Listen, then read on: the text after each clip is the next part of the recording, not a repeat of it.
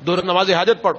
آپ صلی اللہ علیہ وسلم نے ارشاد فرمایا نماز حاجت، اپنی حاجت اللہ کے سامنے رکھنے کے لیے، کوئی بھی ضرورت ہے، کوئی بھی تکلیف ہے، کوئی بھی مسئلہ ہے، چاہے لوگوں سے اس کا تعلق ہو، چاہے اللہ سے اس کا تعلق ہو، کسی سے بھی ہو، 2 رکعت نماز حاجت پڑھے. لیکن پڑھنا اس وقت میں جس وقت نفل پڑھنا جائز ہو. نفل پڑھنا چند اوقات میں ممنوع ہے.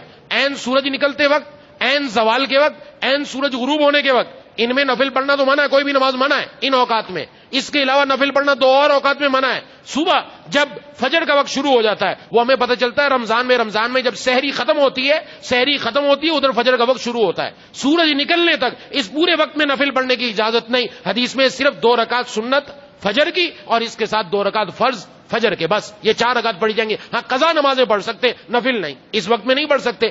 عصر کی نماز جب ہم نے پڑھ لی، عصر کی نماز پڑھنے کے بعد اب مغرب تک نفل نہیں پڑھ سکتے. یہ 2 اوقات ہیں، اس کے علاوہ باقی ہر وقت پڑھ سکتے ہیں. تو 2 رکعت پڑھے اور 2 رکعت پڑھ کر اللہ تعالیٰ سے دعا کرے لا الہ الا اللہ الحلیم الکریم. سبحان اللہ، کیا الفاظ ہیں محبوب کبریا خاتم الانبیاء سرکار دو عالم صلی اللہ علیہ وسلم کی زبان نبوت سے نکلے ہوئے. لا الہ الا اللہ، اللہ کی توحید بیان ہو رہی ہے.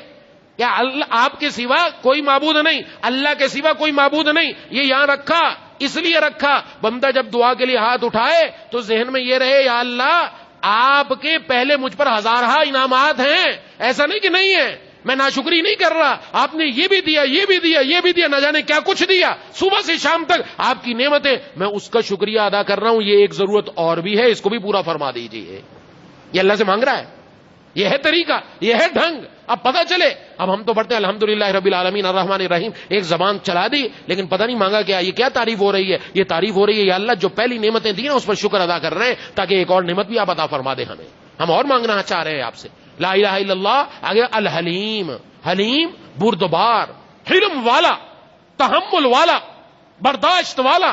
کیا یا اللہ ہمارے گناہ اتنے ہیں کہ بجائے اس کے ان نعمتوں کے ہم پر سزا آتی، ہم پر آگ برستی، ہم پر نہ جانے کیا کچھ آتا. ایک بزرگ تشریف لے جا رہے تھے اپنے ساتھیوں کے ساتھ، کسی نے اوپر سے کچرا پھینکا، وہ بزرگوں پر آ کر گرا تو جو آپ کے محبت کرنے والے تھے وہ دیکھا کس نے پھینکا، دیکھیں ہم ذرا. میں نہیں کسی کو کچھ نہیں کہنا. کہ کیوں نہیں کہنا؟ آپ کے سر پر کچرا پھینکا ہے. فرمایا اس سر پر آگ برستی، شکر کر رہا ہوں کہ اللہ نے آگ نہیں برسائی، کچرا ہی پھینکا ہے. اور ہماری کیا حیثیت ہے؟ ہم اپنے آپ کو دیکھیں، ہم کہاں پہنچے ہوئے ہیں، ہماری نظریں کہاں پر ہیں. اس لیے حلیم کہا، حلیم یا اللہ ہاں ہے تو نالائق انتہائی، گناہ اتنے ہیں کہ بجائے یہ نعمتیں کیا ہوتی ہمارے اوپر تو تکلیف اور مصائب اور نہ جانے آپ کی طرف سے عذاب آتا. حلیم ہیں آپ. جب حلیم ہیں تو پھر اب اس حلم کے صدقے ہماری ایک اور دعا بھی قبول فرما لیجیے. کریم ہے، حلیم الکریم، کریم مہربان، نہایت رحم کرنے والا مہربان ہے، ماں سے بھی بڑھ کر مہربان، ماں سے بھی بڑھ کر مہربان. تو لہذا حلیم اور کریم 2 خاص صفات کا انتخاب کیا. اس لیے یا اللہ ہم آپ سے اور مانگنے لگے، یا اللہ اس کا اہتمام یہ عطا فرما دیجیے. لا الہ الا اللہ الحلیم الکریم سبحان اللہ رب العرش العظیم. پاک ہے اللہ جو رب ہے عرش عظیم کا. عرش عظیم، اتنے بڑے عرش عظیم کا رب ہے، وہ ہماری ضرورت بھی پوری کرے گا.